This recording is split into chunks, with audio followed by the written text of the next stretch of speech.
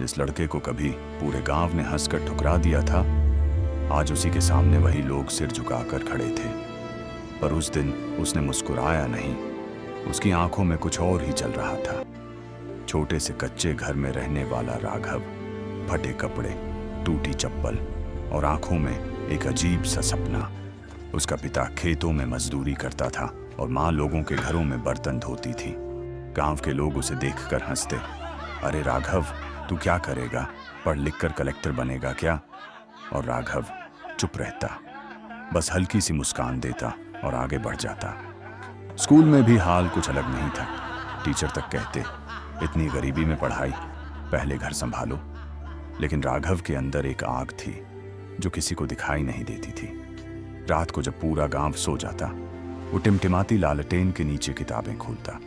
पेट आधा भरा होता पर दिमाग पूरी तरह जागता।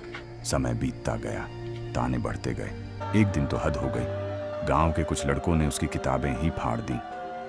अब बन जा अफसर, उन्होंने हंसते हुए कहा। उस रात राघव पहली बार टूटा, आंखों से आंसू निकले। लेकिन उसी रात उसने कसम खाई, अब नहीं रुकूंगा। यहीं से कहानी बदलने लगी। राघव ने गांव छोड़ दिया, शहर चला गया। दिन में छोटा मोटा काम और रात में पढ़ाई। भूख, थकान, अकेलापन सब सहा उसने। कई बार लगा कि सब छोड़ दें, लेकिन हर बार गांव वालों की हंसी उसके कानों में गूंजती और वो फिर उठ खड़ा होता। पहला प्रयास असफल, दूसरा प्रयास फिर असफल। हर बार दिल टूटता लेकिन हिम्मत नहीं। तीसरे प्रयास के समय उसकी माँ बीमार पड़ गई। पैसे नहीं थे इलाज के लिए। राघव के सामने सबसे बड़ा सवाल था, पढ़ाई या माँ? उसने पढ़ाई चुनी, दिल पर पत्थर रखकर, क्योंकि उसे पता था अगर अब हार गया तो सब खत्म। और फिर वो दिन आया जब परिणाम घोषित हुआ। राघव अखिल भारतीय सेवा में चयनित हो चुका था।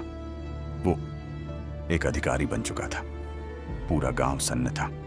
जो लोग उसे ताने मारते थे, आज वही लोग मिठाई लेकर उसके घर आए। हम तो पहले से जानते थे, वे झूठी मुस्कान के साथ बोले। राघव चुपचाप सब देख रहा था।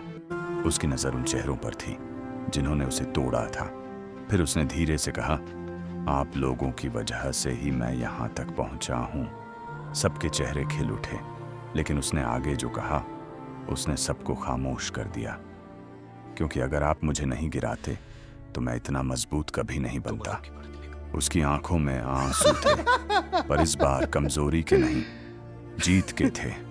उस दिन गांव वालों ने पहली बार समझा कि मजाक उड़ाना आसान होता है, लेकिन किसी का सपना बनना सबसे मुश्किल।